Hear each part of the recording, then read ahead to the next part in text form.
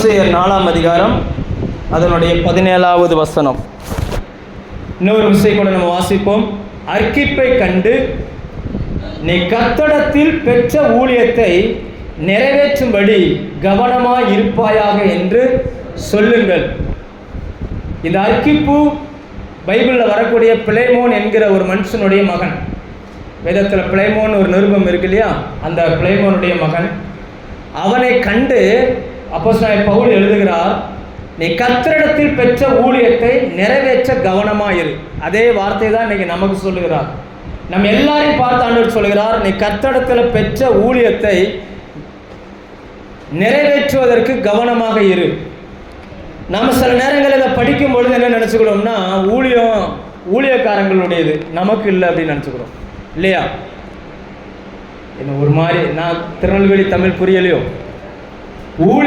ஊழியக்காரருக்கு மட்டுமா நமக்குமா? நம்ம ஊழியக்காரரா இல்லையா? சொல்லுங்க, ஊழியக்காரரா இல்லையா?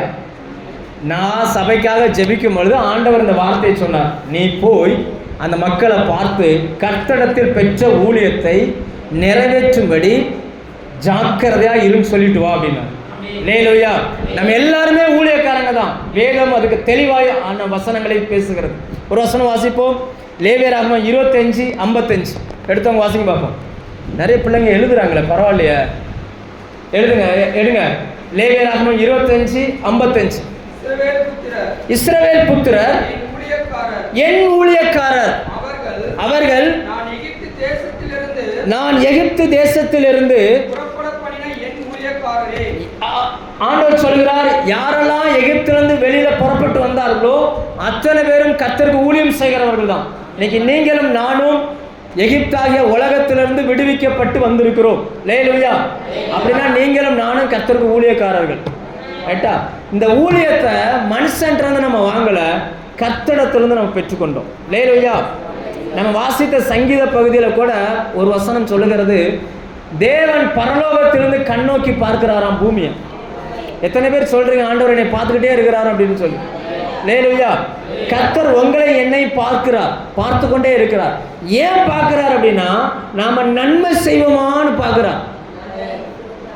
எதை நன்மை என்று வேதம் சொல்லுகிறது அப்படின்னு பார்த்தீங்கன்னா, ஊழியம் செய்வது நன்மை, மற்றவர்களுக்கு சுவிசேஷம் அறிவிப்பது நன்மை, வழி தெரியாமல் தடுமாறுகிறவர்களுக்கு வழியை காட்டுவது நன்மை, வியாதியோடு இருக்கிறவனை விடுதலையாக்குவதற்கு அவனுக்காக ஜெபம் பண்ணுவது நன்மை இல்லையா? ஜெபம்னு வரும்பொழுது தான் ஆண்டவர் நன்மையை கனெக்ட் பண்ணுகிறார்.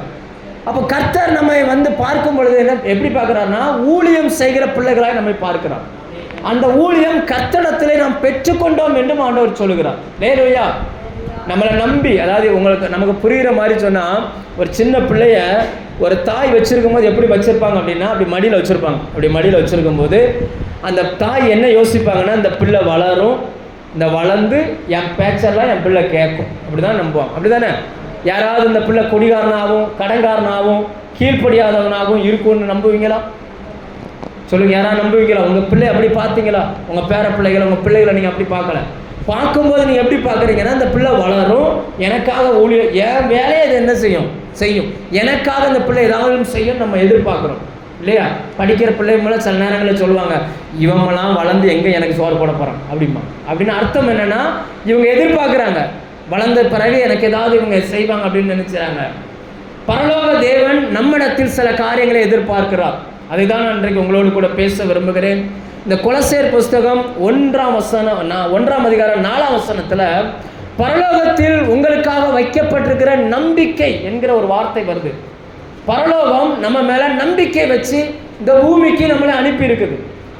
சரிதானா? உங்களை நம்புறாரா? பக்கத்தில் பார்த்து சொல்லுங்க, உங்களை ஆண்டவர் நம்புறாருன்னு சொல்லுங்க. பேசுறது கஷ்டமா இருக்குதா? கர்த்தர் உங்களை நம்புறாரு. உங்க அம்மா நம்புறாங்களோ நம்பலையோ, உங்க வீட்டுக்காரர் நம்புறாரோ நம்பலையோ, உங்க மனைவி நம்புறாங்களோ நம்பலையோ, உங்க பாஸ்டர் உங்களை நம்புறாரோ நம்பலையோ, கர்த்தர் உங்களை நம்புகிறார். லேலூயா. பரலோகமே நம்மை நம்பி இருக்குது. ரைட்டா? நான் அடிக்கடி சொல்வேன், சுப்ரீம் கோர்ட் ஜட்ஜை விட அவருடைய தீர்ப்பு அவர் வாசிப்பார்ல, தீர்ப்பு எழுதி ஒரு தீர்ப்பு வாசிப்பார். அவர் வாசிச்சிட்டாருன்னா அதுதான் வாக்கு. அதை மீறி யாருமே போக மாட்டாங்க.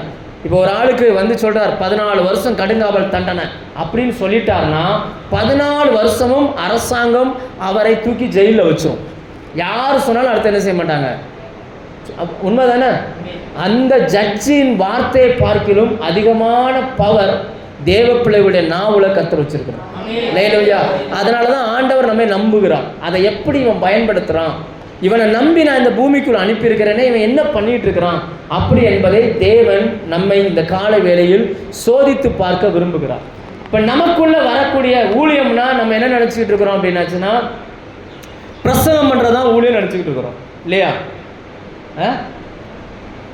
எதெல்லாம் ஊழியம் சொல்லுங்க? எதெல்லாம் ஊழியம்? பாய் போடுறது ஒரு ஊழியம், 4 பிள்ளைகளை கூப்பிட்டு உட்கார வச்சு வசனம் சொல்லி கொடுக்கறது ஒரு ஊழியம், பிள்ளைகளுக்கு கொஞ்சம் டீ போட்டு கொடுக்கறதோ சாப்பாடு செஞ்சு கொடுக்கறதோ பெரிய ஊழியம். எல்லாவற்றை பார்க்கிலும் வருகிற ஜனங்களை விசாரிப்பது மிகப்பெரிய ஊழியம். என்னக்கா இப்படி இருக்கிறீங்க, என்னாச்சு, ஏன் இப்படி இருக்கிறீங்க, ஜெபம் பண்ணுவோம் அப்படி சொல்லி பாருங்க. சபைக்கு வருகிற நபர்கள் பிரசங்கம் பண்ற பாஸ்டர் மட்டும் நம்பி வரல, சபையில் இருக்கிற விசுவாசிகளை நம்பி தான் வர்றாங்க. அவர்களை விசாரிக்கும் பொழுது பார்த்தீங்கன்னா, அவங்க பாஸ்டருக்காக வராட்டாலும் நம்ம போலன்னா அந்த அக்கா கேட்பாங்களா நம்மளை அப்படி நினச்சி வந்துடுவாங்க. ஆனால் நிறைய இடங்களில் பார்த்தீங்கன்னா ஒருவரோடு பேசிக்கொள்வதே கிடையாது. நம்ம சபை அப்படி கிடையாது நினைக்கிறேன் இல்லையா? ஒருவரோடு பேசிக்கொள்வதே கிடையாது. ஒருவர் உட்கார்ந்த இடத்தில் இன்னொருவர் உட்காருவதே கிடையாது. எதுக்கு இந்த இடங்கள்லாம் காலியாக இருக்குது? தேவதூதர்கள் உட்கார்ந்துருக்கிறாங்களா, இல்லை இதற்கான நபர்கள் வருவாங்கன்னு நம்புறீங்களா? ஒருவர் உட்கார்ந்த இடத்துல ஒருவர் உட்கார மாட்டாங்க. அப்படியே உட்கார்ந்தா கூட பின்னாடி வந்து அப்படி இடிச்சு அப்படி வந்து இவங்க உட்காந்துருக்காங்க. இதெல்லாம் சபைகளில் நடக்கிற காரியங்கள். ஆனால் வேதம் சொல்கிறது, பரலோகம் நம்மை நம்புகிறது. கர்த்தரிடத்தில் நீங்கள் பெற்ற ஊழியத்தை நிறைவேற்ற ஜாக்கிரதையாக இருங்கள். ஆண்டவர் உங்களை நம்பி ஊழியங்களை கொடுத்திருக்கிறார். காலம் கடைசி காலம், அநேக ஜனங்கள் வாழ்வதற்கு வழி தெரியாமல் நிம்மதி இல்லாம கஷ்டப்பட்டுக்கிட்டு அங்கும் இங்கும் ஓடி அலைகிறார்கள். அவர்களை விடுவிக்கக்கூடிய பொறுப்பை கர்த்தர் உங்களுக்கு கொடுத்திருக்கிறார். அல்லேலூயா. உங்க வாயிலிருந்து புறப்படுகிற வார்த்தை நீங்க சொல்லிட்டீங்கன்னா, எப்படி அந்த ஜட்ஜி சொன்ன உடனே அரசாங்கம் அந்த ஜட்ஜியின் வார்த்தையை கனப்படுத்துவதற்காக இறங்கி எல்லா வேலையும் செய்கிறதோ, நீங்க வாயை திறந்து பேசிட்டீங்கன்னா பரலோக கவர்மெண்ட் உங்களுக்காக எல்லா வேலையுமே செய்யும். கணக்கற்ற தேவதூதர்களை கர்த்தர் வைத்திருக்கிறார். அந்த தூதர்கள் எப்ப வேலை செய்வாங்கன்னா, நீங்க எப்ப வாயை திறந்து பேசுவீங்களோ அப்பதான் வேலை செய்வாங்க. அது வரைக்கும் அவங்க வேலையை செய்ய மாட்டாங்க. சொல்ல புரியுதா? அது வரைக்கும் அவங்க வேலையை செய்ய மாட்டாங்க. உங்க பக்கத்திலேயே தேவதூதர்கள் நிற்பாங்க. நீங்க எப்ப வாயை திறந்து பேசுறீங்களோ அப்பதான் அந்த வேலைகள் நடைபெறும். அதைத்தான் வேதம் ஊழியம் என்று சொல்லுகிறது. கர்த்தருக்கு செய்கிற ஊழியம்னு என்னன்னா, அவர் நம்ம கிட்ட ஒரு வேலையை கொடுத்து இந்த பூமிக்கு அனுப்பி இருக்கிறார். நீங்களும் நானும் பிழைப்புக்காக ஆண்டவரிடம் வரவில்லை. சொல்ல புரியுதா? பிழைப்புக்காக வரல, நம்ம மேல இருந்த அழைப்புக்காக வந்திருக்கிறோம். உலகத்துல வாழ்றவங்க பிழைப்புக்காக வாழ்றாங்க. ஆனா நீங்களும் நானும் வெறும் பிழைப்புக்காக வரல, அழைப்புக்காக வந்திருக்கிறோம். எவ்வளவோ பணத்தை பார்த்தாச்சு, எவ்வளவோ மனிதர்களையும் பார்த்தாச்சு. ஆனாலும் தேவன் என்னை அழைத்த அந்த அழைப்புக்காக மட்டும்தான் நான் வந்திருக்கிறேன்னு சொல்றவங்க கரங்களை உயர்த்தி அல்லேலூயா சொல்லுங்க பார்ப்போம். அல்லேலூயா. கர்த்தர் நம்ம அழைத்ததற்கு ஒரு நோக்கம் உண்டு, அதை நல்லா புரிஞ்சுக்கிடணும். தேவன் சும்மா யாரையுமே என்ன செய்யல, அழைக்கல. நம்ம அழைத்ததற்கு ஒரு நோக்கம் உண்டு. நீங்கள் இந்த ஆலயத்தில் வந்திருப்பதற்கு ஒரு நோக்கம் உண்டு. நம்ம நினைவு என்ன அப்படின்னாச்சுன்னா, என்னால் என்ன செய்ய முடியும்? ஃபர்ஸ்ட் கேள்வி, ஒரு விசுவாசிக்குள்ள வரக்கூடிய கேள்வி என்னன்னா, என்னால் என்ன செய்ய முடியும்? நான் எல்லாரை பார்க்கிலும் பலகீனமான மனுஷன். நம்ம கேள்வியெல்லாம் எப்படி எதில் தான் இருக்குது? நான் ரொம்ப வீக்கான ஆளுங்க. ஒருத்தன் அதட்டி பேசினோம்னா என் இருதயமே ஆடிடும். அப்படிப்பட்ட பலகீனமான மனுஷன், என்னால் என்ன செய்ய முடியும் அப்படின்னு நம்ம நினைக்கிறோம். ஆனால் வேதம் சொல்கிறது, சகோதரரே, நீங்கள் அழைக்கப்பட்ட அழைப்பை பாருங்கள். நம்மில் அந்த வசனம் எப்படி சொல்றது? 1 கொரிந்தியர் 1:28, 29, 30. நம்மில் வல்லவர்கள் அநேகர் இல்லை. நம்மில் அந்த வசனம் என்ன சொல்றது? வாசிங்க பார்ப்போம். 1 கொரிந்தியர் 1:28, 29, 30. சகோதரரே, நாம் அழைக்கப்பட்ட அழைப்பை பாருங்கள். இல்லையோ? உங்க பைபிள் இல்லையோ? 1 கொரிந்தியர் 1:28 வசனம். உள்ளவைகளை அவமாக்கும்படி உலகத்தில் இழிவானவைகளையும் அற்பமாய் எண்ணப்பட்டவைகளையும் இல்லாதவைகளை தெரிந்து கொண்டார். தேவன் யாரை செலக்ட் பண்றாருன்னு பாருங்க.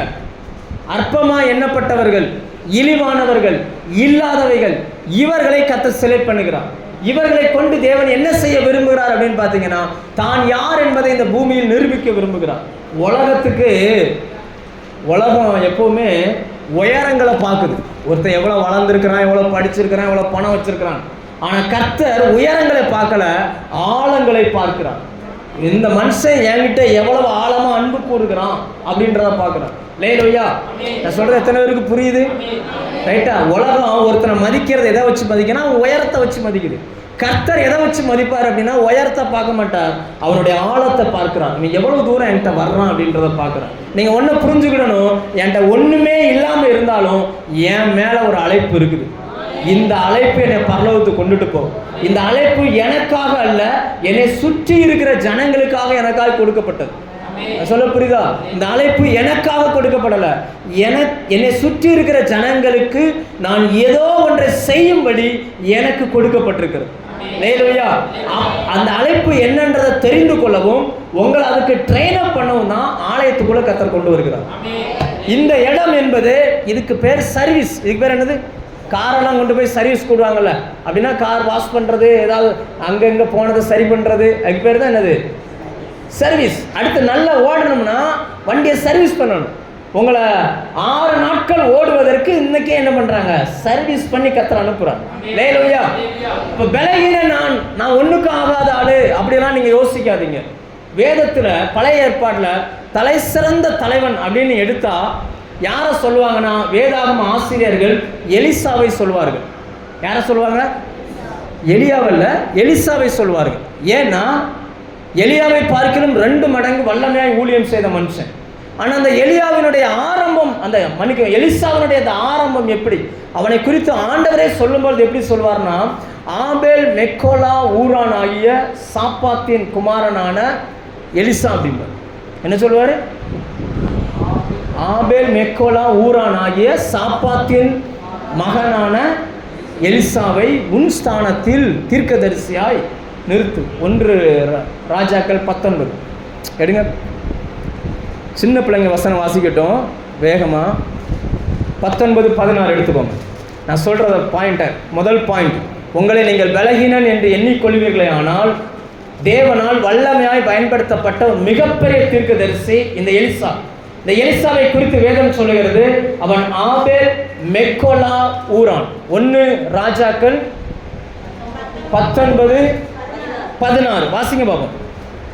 அந்த பகுதியை மட்டும் வாசிங்க. ஆபேல் மெக்கோலா வாசிங்க.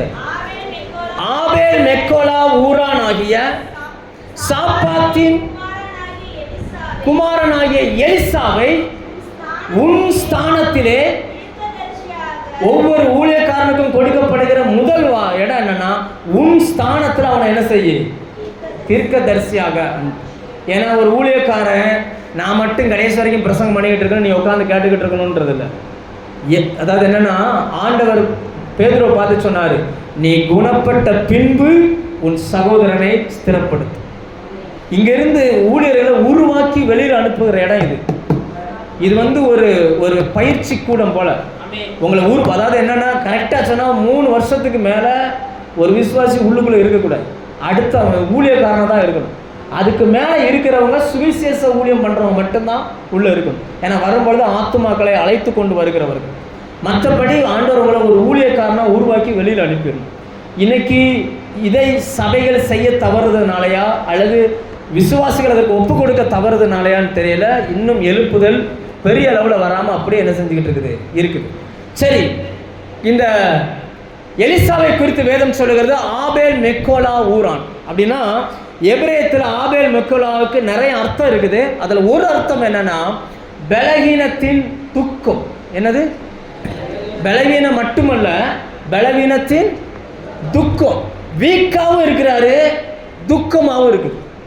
அதாவது சிலருக்கு வீக்காக இருப்பாங்க, ஆனால் அவங்க துக்கமாக இருக்க மாட்டாங்க. சிலர்லாம் பார்த்துருக்கீங்களா, ரொம்ப பலகீனமான ஆளாக தான் இருப்பாங்க, ஆனால் சந்தோஷமாக இருப்பாங்க. ஆனால் இது அப்படி இல்லை, பலகீனமான ஆள் ப்ளஸ் துக்கமான ஆள். எலிசாவை குறித்து வேதம் சொல்லுகிறது தலையில முடியே கிடையாது. தலை மட்டும் இல்லை, உடம்புலேயே முடி கிடையாது, புருவத்தில் கூட முடி கிடையாது. பொதுவாக வயது ஆயிட்டாலே எல்லாருக்கும் முடி கொட்டும். ஏன்னா முடி எவ்வளவுக்கு எவ்வளோ கொட்டுதோ அவ்வளவுக்கு அவ்வளோ ஒரு பலகீனம் ஆயிட்டு இருக்கிறாருன்னு அர்த்தம். அப்போ எலிசா பிறக்கும் போதே உடம்புல முடி இல்லாமல் பிறந்த ஒரு பலகீனமான மனுஷன், இருக்கிறதுலே பலகீனமான மனுஷன். அவனை குறித்து ஆண்டவர் சொல்லும் பொழுது பலகீனமான மனுஷன் மட்டுமல்ல, துக்கம் நிறைந்த ஒரு மனுஷனாக இருக்கிறான். அப்படிதான் ஆண்டவரே அவனை அறிமுகப்படுத்துகிறான். அவங்க அப்பா எப்படிப்பட்டவர்? அப்பா சாப்பாத்துனா அப்பா பேர் கிடையாது, ஒரு பதவியினுடைய பெயர். நம்ம ஊரில் சொல்லுவாங்கள்ல நாட்டாம அப்படி சொல்லுவாங்கள்ல, உட்காந்து நியாயம் விசாரிப்பாங்கள்ல, அந்த மாதிரி ஒரு அவன் அப்பா பேரை கூட ஆண்டவர் சொல்ல விரும்பலை. ஏன்னா அவன் அந்த போஸ்டிங்கில் இருக்கிறான், அவனுடைய பையனை கூப்பிடு அப்படின்றார். அப்படின்னா பலகீனமானவன், துக்கம் நிறைந்தவன், நிறைய நபர்களுக்கு ஜட்ஜ்மெண்ட் கொடுக்கக்கூடிய ஒருத்தனுடைய பையன். ஆனால் அவன் எப்படிப்பட்ட ஆளுன்னு பார்த்தீங்கன்னா, அவனை அடுத்த வசனம் சொல்லுகிறது, 12 ஏர் பூட்டி உழுதுகிட்டு இருக்கான். என்ன செய்யறாரு? 12 ஏர் பூட்டி உழுது கொண்டு இருக்கிறார். எலிசா 12வது ஏர உழுகிறார். எத்தனாவது ஏர உழுகிறார்?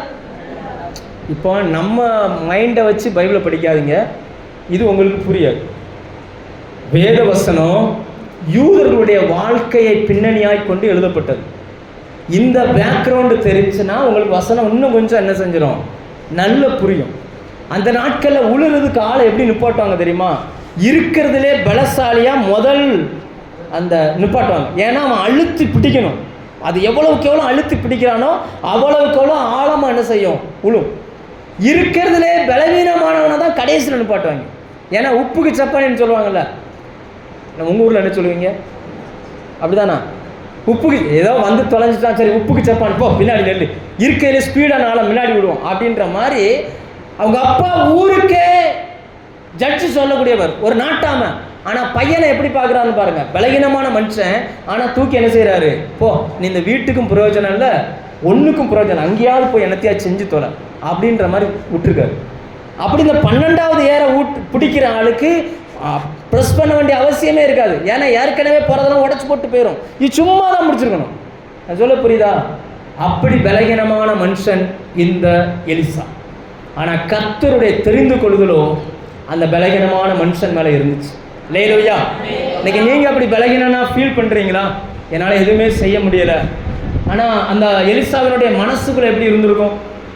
எல்லா மனுஷனையும் போல நான் இருந்தால் நல்லா இருந்திருக்குமே, நான் ஏன் இப்படி பிறந்தேன், என்னால் என்ன பிரயோஜனம், என்னால் என் ஊருக்கும் பிரயோஜனம் இல்லை, எங்கள் அப்பாவுக்கும் பிரயோஜனம் இல்லை, எனக்கும் பிரயோஜனம் இல்லை, நான் ஒரு பாரமாகவே இருந்துக்கிட்டு இருக்கிறேனே அப்படின்ற அந்த எண்ணத்தோடு வாழ்ந்துக்கிட்டு இருந்த அந்த எலிசாவை கர்த்தர் தன்னுடைய ஊழியத்திற்காக தெரிந்து கொண்டார். இல்லையா? இன்னைக்கு அந்த மாதிரி நீங்கள் யோசிக்கிறீங்களா? நான் ஒரு பாரமாக இருக்கிறேன், மற்றவங்களுக்கு இருக்கிற மாதிரி திறமை எனக்கு இல்லை, மற்றவங்களுக்கு அவங்களுக்கு இருக்கிற மாதிரி பலன் எனக்கு இல்லை, அவங்கள போல என்னால் பேச தெரியல, அவங்கள போல ஜெபம் பண்ண தெரியல, அவங்கள போல எனக்கு மற்றவங்கள்ட்ட பேச எதுவுமே என்கிட்ட இல்லை, நான் ஒரு பாரமாக இருக்கிறேன், எதுக்கு நான் இருக்கேனே தெரியல. அப்படிப்பட்ட சூழ்நிலை நீங்கள் இருப்பீங்கன்னா கர்த்தருடைய கண்கள் உங்களை தேடுகிறது என்று இந்த காலை வேளையில் கர்த்தருடைய ஊழியக்காரனாய் நின்று நான் உங்களுக்கு சொல்லுகிறேன். லேலுயா, கர்த்தருடைய கண்கள் உங்களை தேடுகிறது. எலியானாலே அந்த நாட்களை பெரிய தீர்க்கதரிசி. அவர் வருகிறார்னா எல்லாருமே அப்படி பயந்து நிற்பாங்க. வேதம் சொல்லுகிறது அப்படியே நடந்து போயினாராம், தன்னுடைய சால்வை எடுத்து எலிசா மேலே போட்டார். அப்படின்னா அர்த்தம் என்னன்னா, எனக்கு பிறகு இந்த ஊழியத்தை செய்ய போகிறது யார் தான்? எலிசா தான்.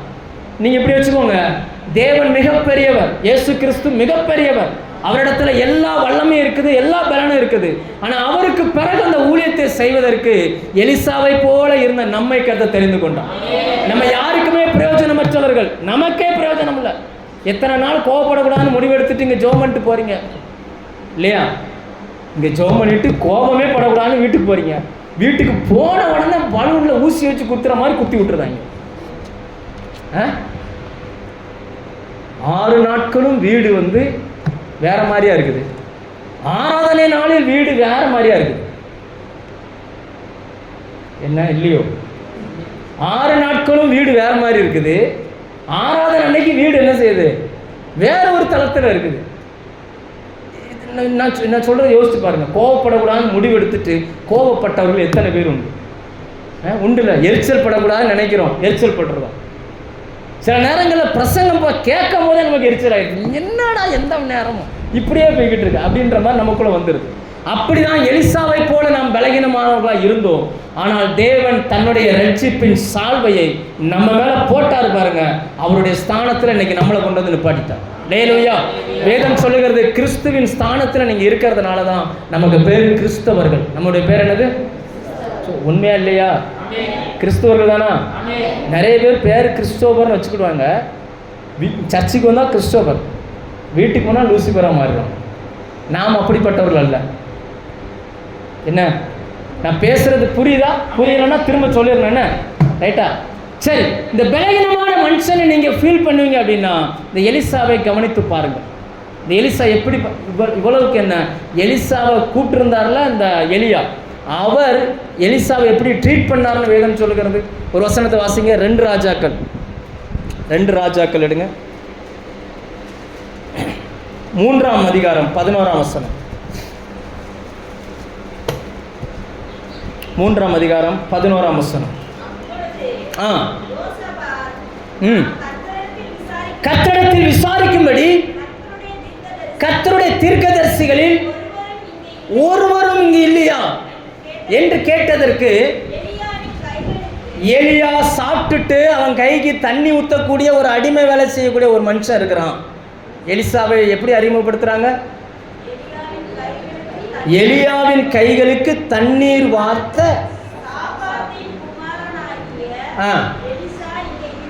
அவ்வளவுதான். எலியா அவர் என்ன வேலைக்கு வச்சிருந்தாராம்? சொல்லுங்க, என்ன வேலைக்கு வச்சிருந்தாரு? இந்த வேலை யார் செய்வா தெரியுமா? ஒரு அடிமை தான் செய்வான், வேற யாரும் செய்ய மாட்டாங்க. நம்ம ஞாபகம் இருக்கா? திருவிருந்து கொடுக்கும்பொழுது இயேசு அந்த கடைசி நாளில் தன்னுடைய வஸ்திரத்தை கலட்டி வச்சுட்டு வேற ஒரு வஸ்திரத்தை கட்டிட்டு எல்லாருடைய கையும் காலையும் கழுவி விட்டார்ல. அது வந்து ஒரு அடிமை செய்யக்கூடிய வேலை. ஒரு பெரிய செல்வந்தனுடைய பையனாக இருந்தாலுமே எலியாவே அவர் இந்த வேலைக்கு தான் லாய்க்கு, இதை தவிர வேற அவர் எதுவுமே செஞ்சுக்கிட மாட்டார் அப்படின்னு சொல்லி ஒரு லிஸ்ட்டில் வச்சிருக்கிறார். எப்படிப்பட்ட இடம்னா, சாப்பிட்டு முடிச்சா தண்ணி ஊற்றணும், சாப்பிட்டு முடிச்சா கை கழுவுக்கு என்ன செய்யணும்? தண்ணி ஊற்றணும். இதுதான் வேலை. அப்படிப்பட்ட அந்த எலிசாவை கர்த்தர் பயன்படுத்தினார். அல்லேலூயா. அப்படிப்பட்ட அந்த எலிசாவை கர்த்தர் பயன்படுத்தி எலியா செய்ததை பார்க்கிலும் 2 மடங்கு வல்லமையாய் கர்த்தர் பயன்படுத்தினார்.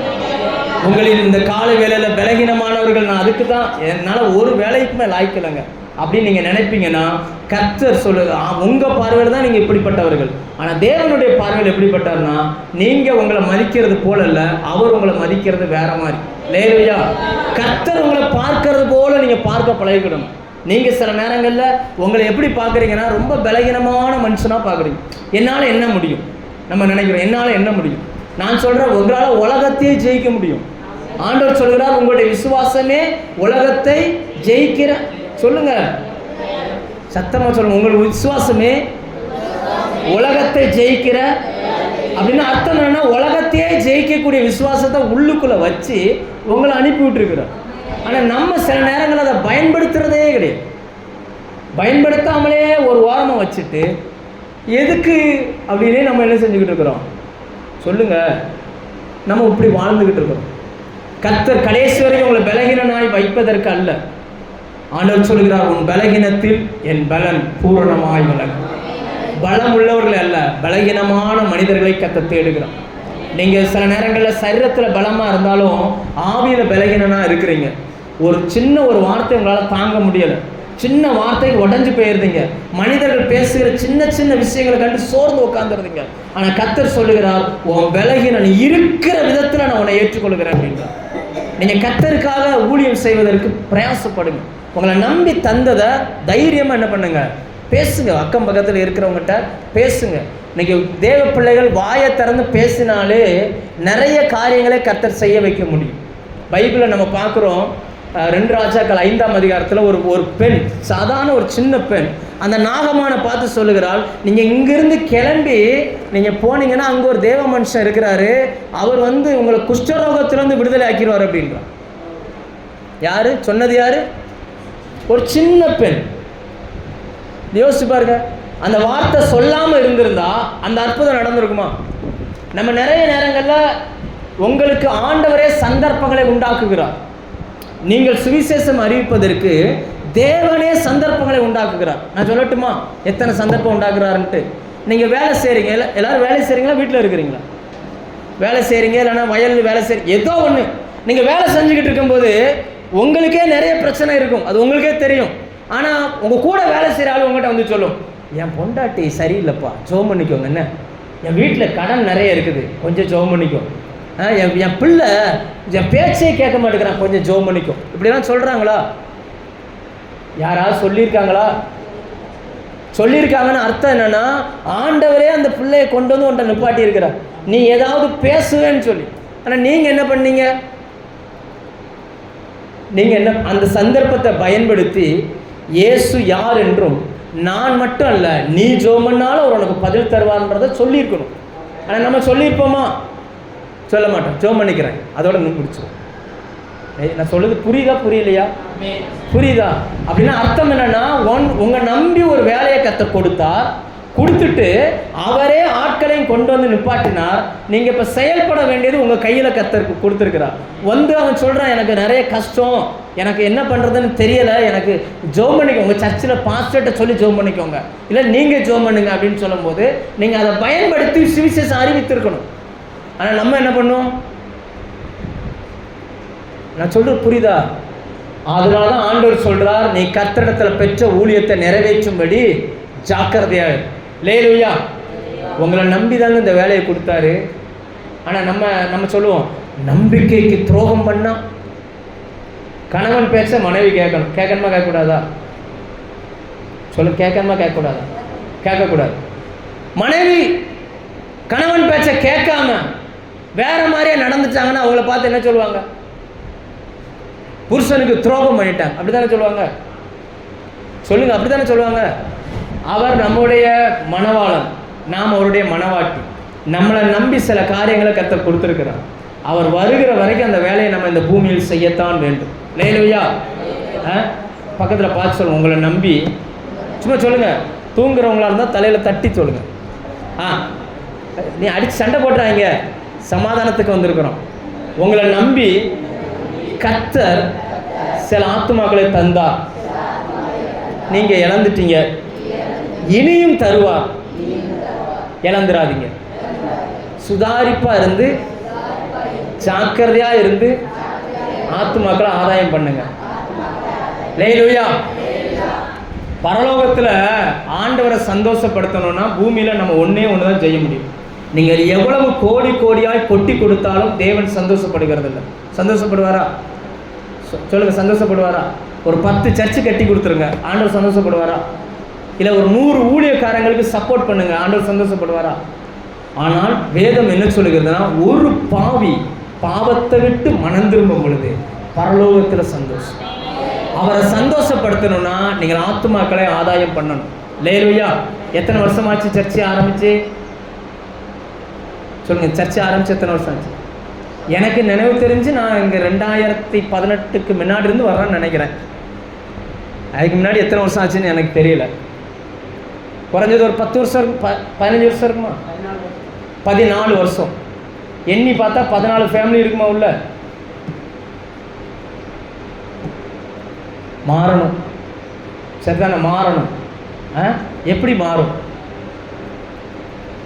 நாம் முயற்சி எடுத்தால் லேலுயா கண்டிப்பாக மாறும். அடுத்த வாரம் வரும் பொழுது நீங்கள் கண்டிப்பாக ஆண்டவர் இதை மறந்துடாதீங்க, தேவன் உங்களை பயன்படுத்த விரும்புகிறார்.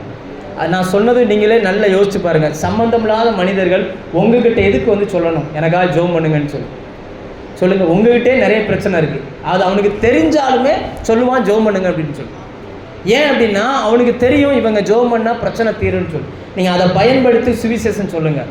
பலகீனன் என்று நீங்கள் ஃபீல் பண்ணுவீர்களே, ஆனால் எலிசாவை பயன்படுத்தினவர் உங்களையும் பயன்படுத்த முடியும். லேலுயா. நம்ம என்ன சொல்கிறது, இன்னொரு மனுஷனை கூட நான் சொல்கிறேன். நியாயாதிபதிகள் 6ஆம் அதிகாரம் குறிச்சுக்கோங்க. பயந்த சுபாவம் உள்ள ஒரு மனுஷன். நியாயாதிபதிகள் 6ஆம் அதிகாரம் 11ஆம் வசனத்திலிருந்து 14ஆவது வசனம் வரைக்கும் குறித்து வச்சுக்கோங்க. அதில் ஒரு மனுஷன் வருகிறான். 11ஆவது வசனம் மட்டும் வாசிங்க. 11. கர்த்தருடைய தூதனானவர் அபியேஸ்ரியனாகிய யோவாசின் ஊராகிய ஒப்ராவில் இருக்கும் ஒரு கர்வாலி மரத்தின் கீழ் உட்கார்ந்தார். அப்பொழுது அவனுடைய குமாரன் கிதியோன் கோதுமையை மீதியானியரின் கைக்கு தப்புவிக்கிறதற்காக ஆலைக்கு சமீபமாய் அதை போரடித்தான். அடுத்த வசனம், கர்த்தர் அவனை பார்த்து, பராக்கிரமசாலியே, கர்த்தர் உன்னோடு இருக்கிறார். அப்படிதானே இருக்கு. இருக்கிறதுலே பலகீனமான மனுஷன் யாருன்னா கிதியோன். ரொம்ப பலசாலி கிடையாது. ஏன்னா பைபிளில் சில வார்த்தைகள் வந்து எப்படி எழுதியிருக்குன்னா எதிர்மறையாக எழுதியிருக்கும். இப்போ உங்களுக்கு புரியுற மாதிரி சொல்கிறேன்னே. பாப்பா உன் பேர் என்னம்மா? மெர்சியா, பிளஸ்ஸியா, சத்தமாக சொல்லு. ஒன்றையும் எதிர்பார்த்தா நாங்களாம் வந்திருக்கிறோம் பிளஸ்ஸிங்காக. இப்போ பிளஸ்ஸி அவங்க அம்மா பிளஸ்ஸிக்கு ஐஸ்கிரீம் வாங்கி கொடுக்கக்கூடாதுன்னு முடிவு பண்ணுறாங்க. ஆனால் பிளஸ்ஸி விட மாட்டேன்றா. பிடிவாதம் பிடிச்சி ஐஸ்கிரீம் வாங்கி சாப்பிட்றதான். ஐஸ்கிரீம் சாப்பிட்டா அடுத்து உடனே சளி பிடிச்சிடும், தொண்டையெல்லாம் ஒரு மாதிரி ஆகிரும், மூக்கு ஒழுக ஆரம்பிச்சிடும், பேச்சு சரியாக வராது. உடனே இந்த அம்மா சொல்லுவோம், ஏன்னா நான் சொல்ல கேட்காம வாங்கிட்டல, வா ஐஸ்கிரீம் சாப்பிடுவோமா அப்படின்னு கேட்குதுன்னு வச்சுக்கிடும். அப்படின்னா என்ன அர்த்தம்? ஐஸ்கிரீம் சாப்பிடுவோமான்னு ரெண்டாவது இந்த பிள்ளையை பார்த்து கேட்டுச்சுன்னா என்ன அர்த்தத்தில் கேட்குதுன்னு அர்த்தம் சொல்லுங்க. ஐஸ்கிரீம் சாப்பிடக்கூடாது, அதை வேற ஒரு டோனில் சொல்லுது. நான் சொல்ல புரியுதா? இங்கே ஆண்டவர் சொல்கிறார்ல, பராக்கிரமசாலியே கர்த்தர் கூட இருக்கிறார் அப்படின்னாச்சுன்னா இவர் பராக்கிரமசாலினால இல்லை, இவர் எங்கே வச்சு ஆளை அடிச்சுக்கிட்டு இருக்காருன்னு வசனம் சொல்லுது. கோதுமை களத்தில் அடிப்பார்கள். நம்மெல்லாம் நமக்கு தெரியும்ல, நெல் அறுத்தா ஒரு களம்னு ஒன்று இருக்கும், அங்கே தான் நெல் அடிப்பாங்க. நெல் அறுக்கிற அந்த களம் வேற. அந்த திராட்சை பழங்களை பறித்து தொட்டிக்குள்ளே போட்டு தொட்டிக்குள்ளே இறங்கி மிதித்து அதிலிருந்து அந்த திராட்சை ரசம் எடுப்பாங்க. கிதியோன் என்ன பண்ணுறாருன்னா அந்த கோதுமையை எடுத்துகிட்டு போய் அந்த திராட்சை ரசம் போட்டு மிதிப்பாங்கள்ல அதுக்குள்ளே போட்டு இவர் என்ன பண்ணிக்கிட்டு இருக்காரு, அதுக்குள்ளே போட்டு இருக்கிற கொஞ்சத்தை அடிச்சுக்கிட்டு இருக்கிறார். அப்படின்னா என்னன்னா அங்கே வச்சு அடித்தா மற்றவன் பிடிங்கிட்டு போயிடுவான். அதனால் இருக்கிற கொஞ்சத்தையாவது காப்பாற்றுவோமேனு ஆலையில் போட்டு என்ன பண்ணிக்கிட்டு இருக்கிறாரு, இப்படி பண்ணிக்கிட்டு இருக்கிறார். அதனால தான் ஆண்டவர் சொன்னார், பராக்கிரமசாலியே கர்த்தர் உன்னோடு இருக்கிறார். சொல்ல புரியுதா உங்களுக்கு? அவ்வளோ பயந்த சுபாவம். நமக்கு எதுக்குப்பா பிரச்சனை? இந்த கேரக்டர் எப்படின்னா நமக்கு எதுக்கு பிரச்சனை? நம்மகிட்ட இருக்கிற கொஞ்சம் தான். நான் ஜோம் பண்ணுறேன், நான் பைபிள் படிக்கிறேன், என்னோட நிப்பாட்டிக்கிறேன், சர்ச்சுக்கு போகிறேன் வாரேன், அதோட நிப்பாட்டிக்கணும். நமக்கு எதுக்கு இந்த பிரச்சனை? இப்படி நினைக்கிற மனிதர்கள் இந்த சர்ச்சுக்குள்ளே இருக்கிறீங்க. உங்களை பார்த்தா ஆண்டவர் சொல்கிறாரு, பராக்கிரமசாலியே கர்த்தர் உன்னோடு இருக்கிறார். ஒரே மனுஷனை முறியடிக்கிறது போல சபையை கெடுக்கிற ஆவிகளை உன்னால் முறியடிக்க முடியும். லேலுயா. இந்த மீதியானுடைய ஆவி எப்படிப்பட்டதுன்னா விதைக்கிற வரைக்கும் பார்த்துக்கிட்டே இருப்பான், வளர்ற வரைக்கும் பார்த்துக்கிட்டே இருப்பான், வரவே மாட்டான். நீங்கள் விதைக்கலாம், அது வளரும், அறுவடைக்கு வரப்போகிற நேரத்தில் வந்து அவனும் சாப்பிட மாட்டான், அடுத்தாலையும் சாப்பிட மாட்டான், கெடுத்துட்டு போயிடும். ரைட்டா? நீங்கள் யார்கிட்டையாவது சுவிசேஷம் சொல்லுவீங்க, அவனும் கேட்டு வர்றதுக்கு ஆயத்தமாக தான் இருப்பான். அப்போம்லாம் ஒரு பிரச்சனையும் இருக்காது. சர்ச்சைக்கு கூட்டிகிட்டு வரலான்ற நேரத்தில் எவனாவது சொந்தக்காரன் வந்து மொட்டை வச்சுருக்கிறோம், காது குத்து வச்சுருக்கிறோம், அப்படின்னு சொல்லி கூட்டி போயிடும். என்ன இப்படியெல்லாம் பார்த்துருக்கீங்களா இல்லையா? அப்படின்னா அர்த்தம் என்னன்னா மீதியானிய ஆவி உங்களுடைய ஊழியத்தில் செயல்பட்டுக்கிட்டு இருக்குன்னு அர்த்தம். அவன் தனியாக வரமாட்டான். இன்னும் கூட நான் சொல்கிறேன், வேதத்தில் மீதியானியர்கள்னா வேற யாரும் கிடையாது, ஆபிரகாமுடைய ஒரு ஜெனரேஷன் இவர்கள். நீங்கள் ஆதியாகமம் 25ஆம் அதிகாரம் படிச்சிங்கன்னா ஆபிரகாமுடைய சில பிள்ளைகளுடைய பெயர் எழுதப்பட்டிருக்குது. அதில் ஈசாக்கு வந்து சாராளுடைய பையன், கேத்துரால்னு ஒரு பெண் வருகிறாள் ஆதியாகமம் 25. அந்த கேத்துராளுடைய சில பிள்ளைகள் வருது. அதில் ஒரு பிள்ளை யாருன்னா மீதியான். அப்போ ஆபிரகாமுடைய ஒரு ஜெனரேஷன் தான் அது, ஒரு ஜெனரேஷன் இது. நமக்கு கெடுதி பண்ணுறவன் வெளியில் இல்லை, எங்கே தான் இருக்கிறான்? நம்ம ஆள் தான். நமக்கு கெடுதி பண்ணது யார் தான் சொல்லுங்க? உங்களை வாழ விடக்கூடாதுன்னு நினைக்கிறவன் வெளியில் இருக்கிறவன் இல்லை, உள்ளே இருக்கவன் தான் வாழ விடக்கூடாதுன்னு நினைக்கிறான். எத்தனை பேர் அப்படி சொல்கிறீங்க? என் சொந்தக்காரன், என்கிட்ட நல்லா பழகினவன், நம்மளை பார்த்தா நல்ல சிரிக்கிறவன் அவன் தான் நமக்கு பின்னாடி ஆப்பு வச்சுக்கிட்டு இருக்கிறான். ரைட்டா? இப்படிப்பட்ட சூழ்நிலையில தான் கர்த்தர் கிதியோனை பார்த்து சொல்கிறார், பராக்கிரமசாலியே வா, கர்த்தர் உன்னோடு இருக்கிறார் அப்படின்றார். நீங்க எத்தனை நபர்கள் அந்த அந்த கிதியோனுடைய இருதயத்தில் என்ன தெரியுமா? அந்த கிதியோன் சொல்றாரு, அதுக்கு கீழே வரும்போது சொல்லுவாரு, கர்த்தர் எங்களோடு இருந்தால் இவைகளெல்லாம் எங்களுக்கு சம்பவிப்பான் ஏன் அப்படின்றார். பாஸ்டர், நீங்க சொல்றீங்க ஆண்டவர் எங்க கூட இருக்காரு, எங்களை ஊழியத்துக்கு பயன்படுத்துறான்னு சொல்றீங்க, ஆனா எங்க வாழ்க்கையில நடக்கிற இந்த பிரச்சனையெல்லாம் ஏன் நடக்குன்னே தெரியலையே. நானே பல பிரச்சனையோட உட்கார்ந்துகிட்டு இருக்கிறேன். அதுக்கு கீழே அவர் சொல்லுகிறார், கர்த்தர் அவர்களை விடுவித்தார் என்றும் அவர்களை அங்கிருந்து கொண்டு வந்தார் என்றும் எங்களுக்கு முன்னாடி சொன்னவர்கள் சொன்ன வாக்கு தத்தமெல்லாம் எங்க அப்படின்றார். இன்னும் சொல்ல போனா கிதியோனுடைய அப்பா கூட பின்மாறி ஒரு விக்கிரக கோயிலை கட்டிட்டார். நீங்க வீட்டில் போய் படிச்சுக்கோங்க. ஒரு விக்கிரக கோயிலை கட்டிட்டார். ஆனால் கிதியோன் சொல்றாரு, கிதியோனுக்கு அதுக்கு போக விருப்பம் இல்லை. ஆனால் அவர் என்ன சொல்றாருன்னா, இல்லை கர்த்தர் எப்படி நம்மளை விடுதலை ஆக்குவார்ன்ற நம்பிக்கையோடு காத்திருக்கிறார். ஆனால் பல கேள்விகளோடு காத்திருக்கிறார்.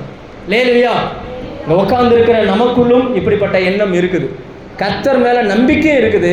ஆனால் அதே நேரம் சிலர் பின்வாங்கி போனதுனால அவங்களே போயிட்டாங்க, நான் போகலை, இருந்தாலும் இதெல்லாம் ஏன் நடக்குன்னு நமக்கு தெரியல.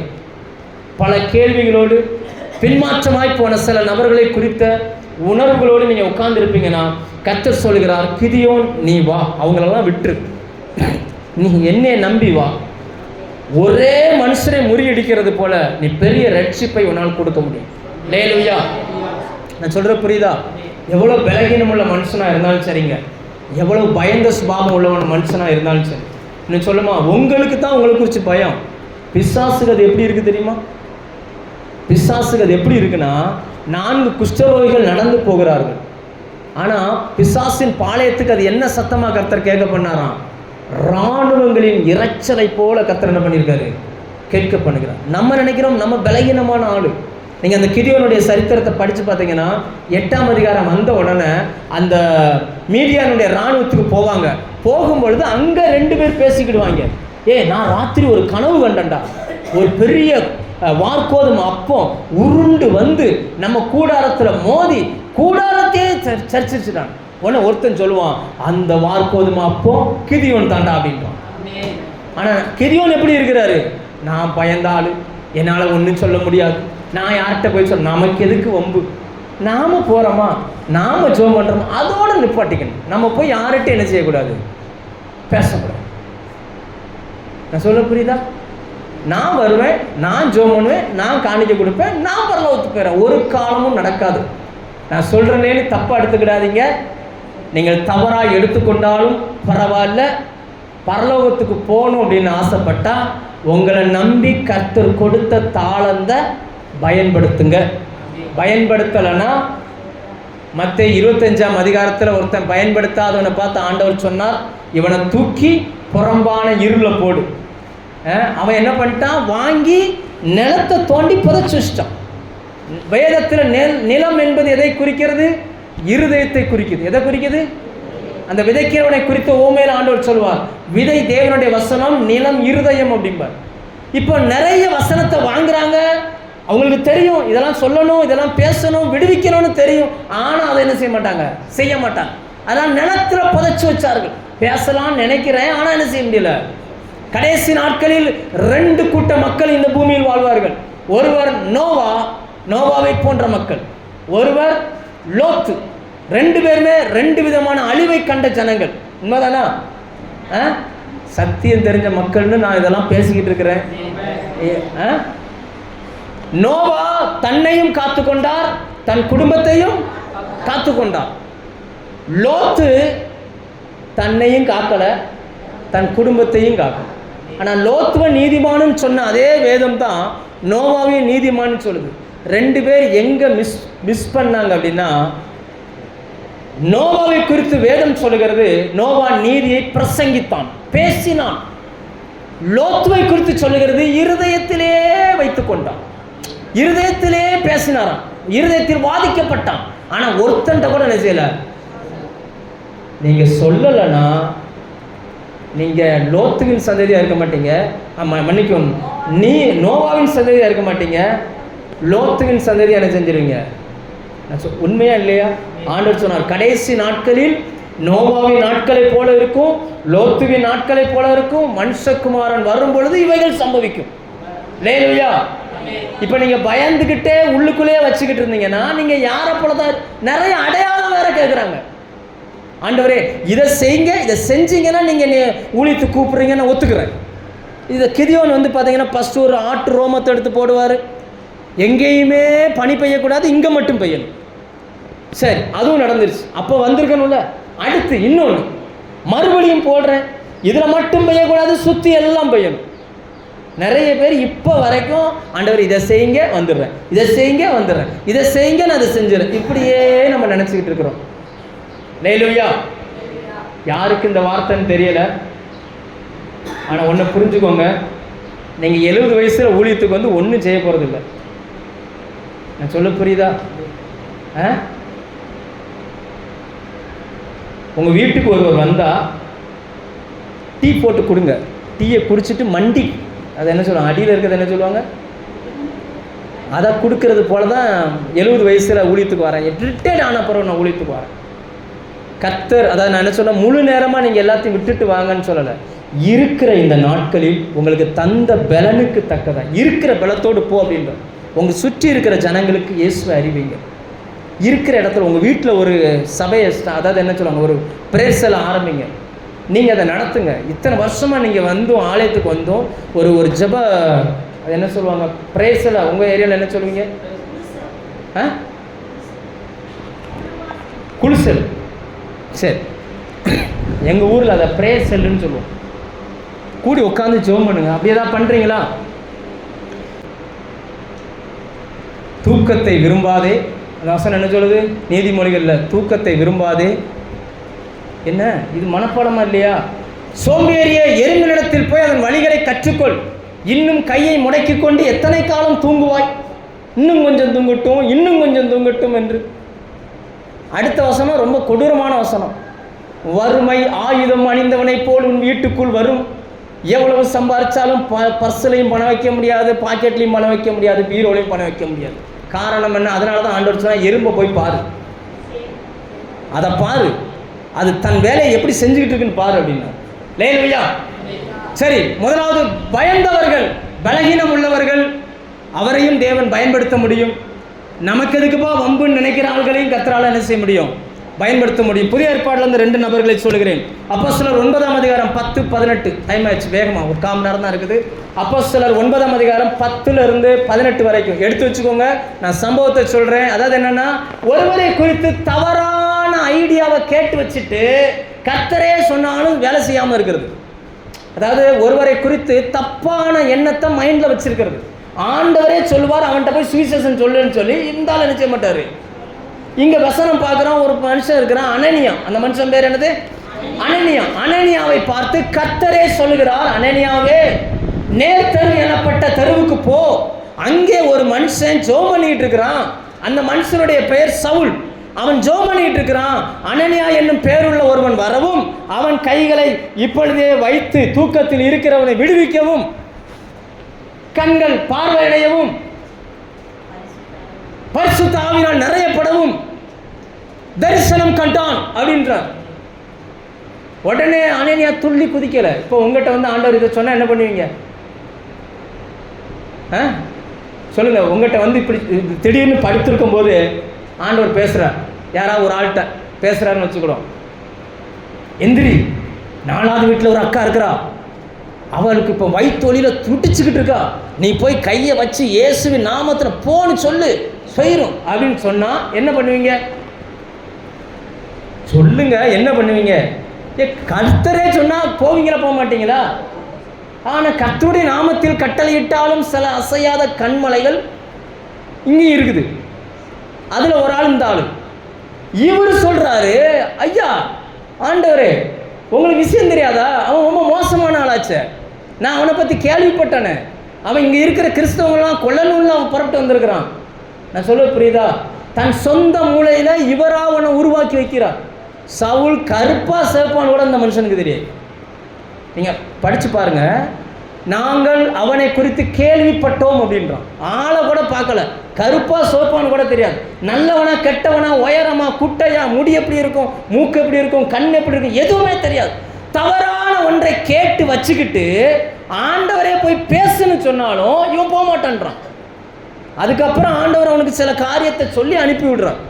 ஸோ இதிலிருந்து நான் உங்களுக்கு சொல்லுகிற விஷயம் என்னவென்றால், யாரெல்லாம் வரமாட்டாங்கள் என்று நீங்கள் நம்புகிறீர்களோ, யாரெல்லாம் உங்களுக்கு எதிரி என்று நீங்கள் நம்புகிறீர்களோ, அந்த எதிரிகளுக்கு நீங்கள் தான் ஜெபம் பண்ண வேண்டும்.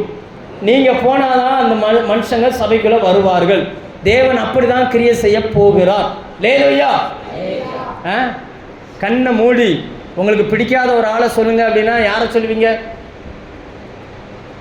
மாமியாரா, மருமகளா, தங்கச்சி புருஷனா, அக்கா தம்பி பொண்டாட்டியா, பாஸ்டரா, பக்கத்து விசுவாசியா, யாரை வேணாலும் நீங்கள் நினச்சிக்கோங்க. யாரையெல்லாம் நீங்கள் தவறானவர்கள் என்று எண்ணுகிறீர்களோ அந்த நபர்களுக்கு ஜெபம் பண்ணும்படி கர்த்தர் உங்களை பயன்படுத்துவார். லேலூயா. யாருமே வரமாட்டாங்கன்னு கிடையாதுங்க, யாருமே இவங்க ஆவாங்க இவங்க ஆக மாட்டாங்கன்னு கிடையாது. நீங்கள் யாரெல்லாம் ஆகாதுன்னு நினைக்கிறீங்களோ அவங்களுக்கு கர்த்தர் உங்களை தான் பயன்படுத்த வைப்பார். லேலூயா. இந்த அனனியாவை பொறுத்த வரைக்கும் அந்த மனுஷன் ஆகாத மனுஷன், அப்படிதானே? நீ படிச்சு பாருங்க, பின்னாடி வரும். அனனியா ஆண்டவரே போய் சொல்றாரு, அனனியா நீ போ, நீ கையை வச்சு அவன் சுகமாயிருவான், அவன் கண் திறக்கப்படும், அவன் ஞானஸ்நானம் எடுப்பான், பரிசுத்தாவை பெற்றுக்கொள்வான் அப்படின்றார். இன்னைக்கு நிறைய பேருடைய கண்ணு புறாமுட்டை போல திறந்துருக்குது, ஆவிக்குரிய கண்ணு அடைச்சு போய் கிடக்குது. நான் சொல்ல புரியுதா? அவனுக்கு உலக பிரகாரமாக எல்லாமே தெரியும், ஆவிக்குரிய விஷயம் ஒன்றுமே தெரியாது. நீங்கள் அவனுக்காக ஜெபம் பண்ணீங்கன்னா இந்த கண்ணு திறந்துடும். நீங்கள் போய் ஜெபம் பண்ணீங்கன்னா அவன் விடுதலை ஆக்கப்பட்டுருவான். நீங்கள் போய் ஜெபம் பண்ணீங்கன்னா ஞானஸ்நானத்துக்கு ஒப்பு கொடுப்பான். நீங்கள் போய் ஜெபம் பண்ணீங்கன்னா அவன் பரிசுத்தாவை பெற்றுக்கொள்வான். ஆனால் நீங்கள் என்ன செய்யணும்னா நீங்கள் போகணும். நீங்கள் என்ன செய்யணும்? ஆண்டவர் சொல்ற, அனனியாவே நீ போ, நான் உன்னை நேர்த்தரு எனப்பட்ட ஒரு தெருவுக்கு அனுப்புறேன்ற. நமக்கு இன்னைக்கு கால் நடக்க மாட்டேங்குது, காலத்துக்கு என்ன செய்ய முடியல. இந்த கால் எங்கெல்லாமோ ஓடுது, வேலைக்கு போகுது, ஆஃபீஸ் போகுது, எங்கெல்லாமோ ஓடுது, ஆத்மாவை தேடி மட்டும் என்ன செய்ய மாட்டேங்குது. சொல்லுங்க, போக மாட்டேங்குது. நான் சங்கீதம் 87 எடுங்க, 87 5, 6 இந்த வசனங்களை வாசிங்க. சங்கீதம் 87 5, 6.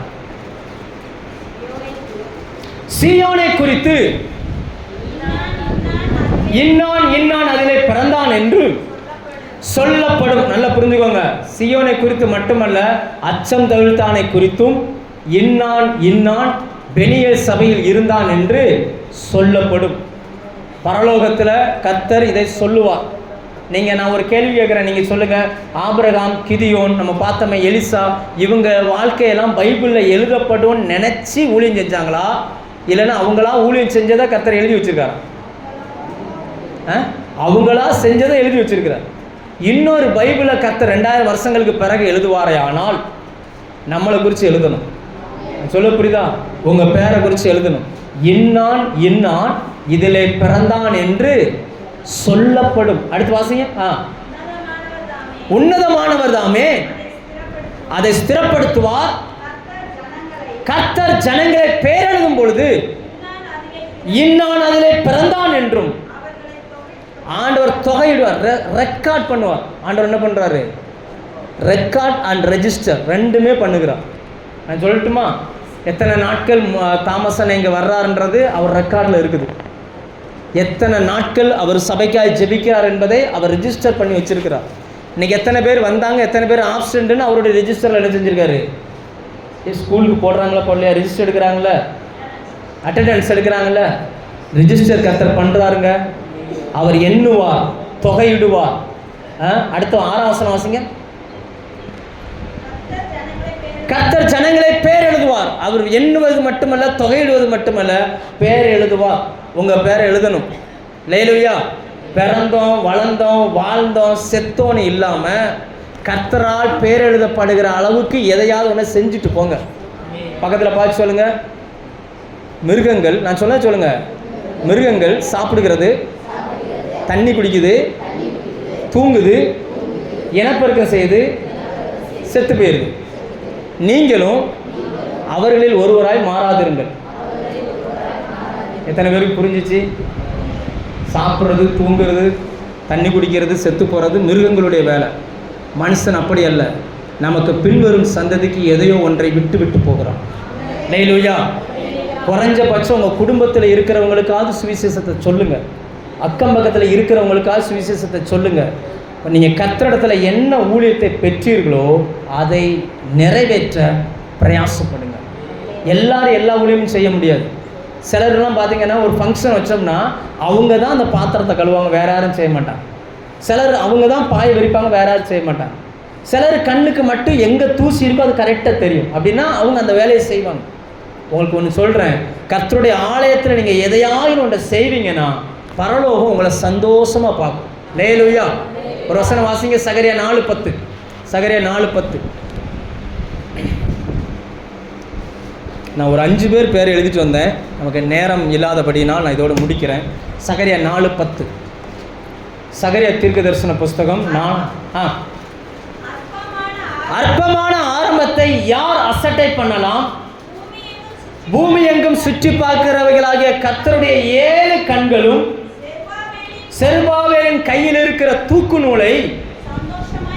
அந்த நாட்களில் செருபாபேல் ஒரு ராஜா, அடிமைப்படாமல் போயிருந்தான் அவன் ராஜா. அப்போ அந்த ஜனங்கள்லாம் சொல்கிறாங்களாம், நாங்கள் ஆலயம் கட்டுறோம், நீங்கள் வேலை செய்ய வேண்டாம், நீங்கள் ஒரு ஓரமாக இருங்க, நாங்கள் வேலை செய்கிறோன்னு சொல்லி. ஆனால் செருபாபேல் சொல்கிறாரா, இல்லை இல்லை இல்லை, கர்த்தருடைய வேலையில் ஆலயத்தில் நானும் ஒரு வேலை செய்வேன்னு சொல்லி அப்படி தூக்கு நூலை பிடிச்சி இப்படி தூக்கி பிடிச்ச உடனே வசனம் சொல்லுகிறது, கர்த்தருடைய கண்கள் அதை எப்படி பார்த்துச்சான்? 7 கண்களும் சந்தோஷமாக பார்த்துச்சு. அல்லேலூயா. இந்த வசனம் இந்த ஒரு இடத்துல தான் வருது பைபிள், வேற எங்கும் வராது. கர்த்தருடைய கண்கள் சந்தோஷமாய் பார்த்தது என்று பூமியில் ஒரு சம்பவம் எழுதப்பட்டிருக்குன்னா, ஆலயத்தில் என்ன வேலையை நீங்கள் செய்கிறீங்களோ அதை அவர் சந்தோஷமாக பார்க்கணும். அல்லேலூயா. இன்னைக்கு உங்களை பார்க்கும் பொழுது ஆண்டவர் சந்தோஷமாக பார்க்கணுமா, துக்கமாக பார்க்கணுமா? அப்படின்னா கர்த்தருக்கு அடுத்த வேலைகளில் நீங்கள் எதையாவது ஒன்று செய்யுங்க. அல்லேலூயா. எலிசாவை போல ஒரு பணிவிடை ஊழியமாக இருந்தாலும் செய்யுங்க. கிதியோனை போல பின்மாற்றம் அடைந்த ஜனங்களை விடுவிப்பதற்கு கர்த்தர் உங்களை அழைப்பார், ஆனால் அதை செய்யுங்க. நீங்கள் நினைவில் யாரெல்லாம் எதிரின்னு நினச்சிக்கிட்டு இருக்கிறீங்களோ அவங்களுக்கு சுவிசேஷத்தை சொல்ல கர்த்தர் உங்களை அனுப்புவாரே, ஆனால் திறந்த மனதோடு போய் செய்யுங்க. கர்த்தர் உங்களை ஆசீர்வதிப்பார். அல்லேலூயா. உலகல் படிவிடுமா?